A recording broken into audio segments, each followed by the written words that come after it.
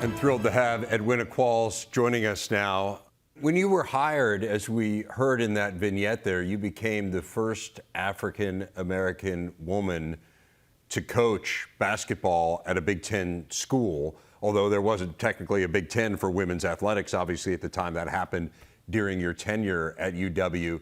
But do you think at the time you understood the significance of that, or was it just simply, hey, I got this job and now I'm going to do the same kind of job that I did in the high school ranks here? Was there kind of a sense of how big this was? At the time, I would say no. The situation at Wisconsin, I felt that I was ready to go to the college ranks. I had a successful program in high school. I had also assisted at my alma mater at Southern Connecticut State College, and also didn't hurt to have Yale University listed on your resume. I want to ask you a little bit about Bill Cofield, because it's an interesting coincidence that was the same year that Bill Cofield was hired. And we've certainly spoken a lot about him on our network. He was the first African-American men's basketball coach in the Big Ten. How much did the two of you commiserate on what was kind of a shared experience? Actually, Bill Cofield was a very positive person. You know, he believed in himself and his program. We got along. There was never any issues.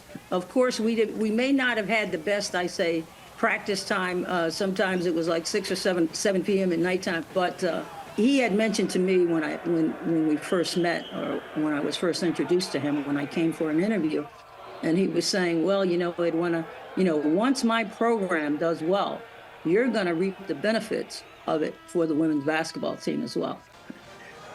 We heard a little bit in the vignette leading in about some of the really great teams you had. 1982, winning a game in the national tournament. It's still tied for the second most wins in Wisconsin history. What's your best memory of that group? I guess, it was great to go on to play in one of the tournaments there.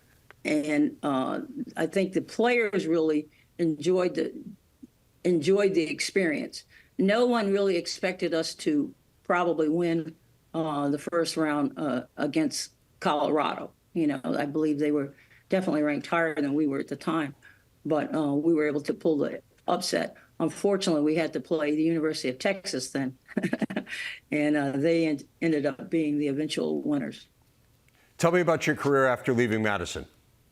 I was burnt out from basketball and probably needed a break away from it. And I looked at it as another chapter in my life where I was away from athletics completely. And unfortunately, with coaching, it consumes your life, and a lot of time, it has to be put into it to be successful. And unfortunately, at times at Wisconsin, when there were turbulent times, it really took away from the coaching aspect. It took away from your initial drive, and also it affected recruiting.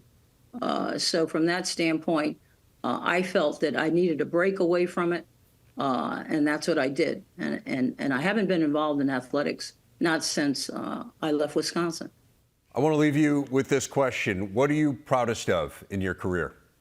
I think you mentioned before about how I felt or what was my the impact of being the head coach at the University of Wisconsin and being the first Black women's basketball coach.